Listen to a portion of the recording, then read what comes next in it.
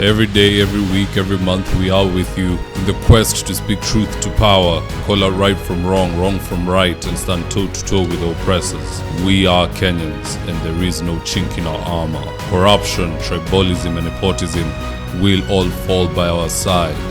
Are you ready for 2027?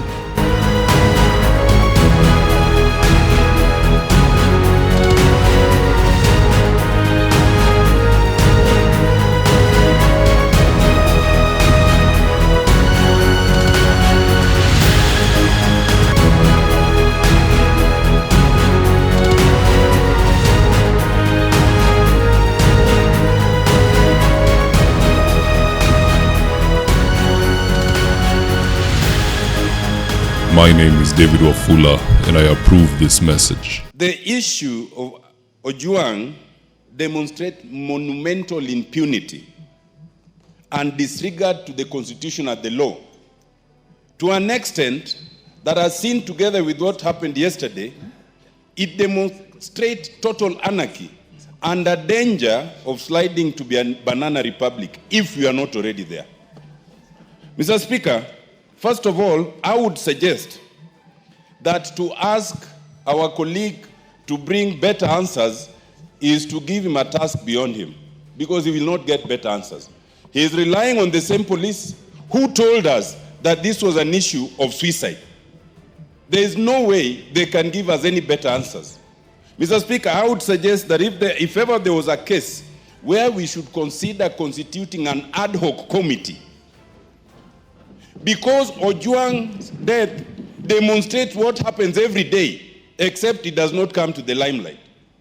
I would suggest that, Mr. Speaker, you consider constituting an ad hoc committee to look into what actually happened, and also to look into what happens to other persons in similar circumstances, so that the police can be brought to order within the constitution and the law. Mr. Speaker, there are so many gaps in that responses. Number one, for starters, we have been failed by IPOA. IPOA cannot, as the person investigating police conduct, attend a press conference where the police are explaining their own conduct. You cannot do that. IPOA cannot come and tell us that they have arrested people and they are prosecuting people for murder when the central suspect has not written a statement to date. How do you determine then who should be taken to court if you've not interviewed Eliud Lagat up to now? IPOA has failed us, and we must call them to order.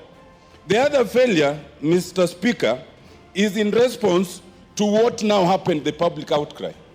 I read the statement of 16th June 2025 by the DIG Eliud Lagat, where he says he has voluntarily stepped aside. Mr. Speaker, there is nothing like stepping aside in law. I invite, Mr. Speaker, that we look at the National Police Service Act, we look at Section 17, we look at Section 95A. Under Section 17, the President can remove the DIG, can retire the DIG, or can redeploy the DIG. None of those can be done by the DIG themselves. Under Section 95A, the disciplinary process can only be done by a disciplinary committee of the National Police Service Commission. You cannot discipline yourself by saying you've stepped aside. What does that mean in law? Mr. Speaker, I want to suggest that this whole issue is a charade. If you look back to the questions that were asked, before you are arrested, you are supposed to be told why you are being arrested under Article 49. This was not an arrest, this was an abduction. And to use the word arrest, as has been used by chairman, is wrong. And if it was an arrest, you are supposed to be taken to the nearest police station. Why would you be taken 600 kilometers? And when you are taken to the station, then the OB is not recorded. At what point then are you told of the reason for your arrest? And then you are put in situations where you are clearly have been set up to be killed.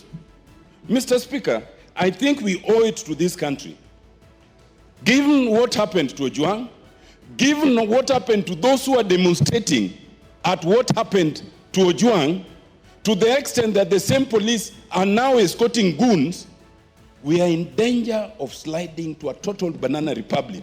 And if the executive cannot bring us back on course, it behoves this House to do so. Mr. Speaker, I suggest we establish an ad hoc committee. Thank you, Mr. Speaker.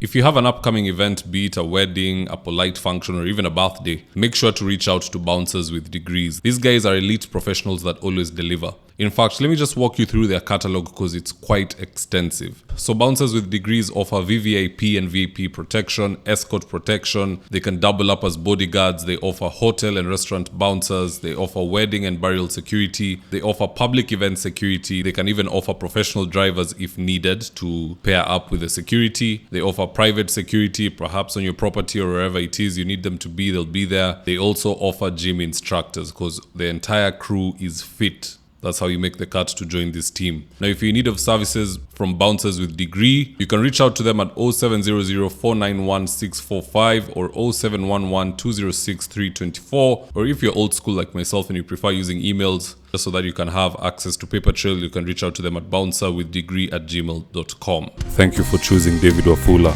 as your primary news platform. We put countless hours in research, recording, and editing. By showing up each and every day to watch our videos, you encourage us to generate more videos for the viewers.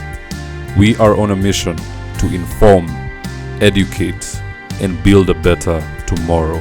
To our thousands of followers in a world full of presidents, kings, and queens, you are the real gem. Adios.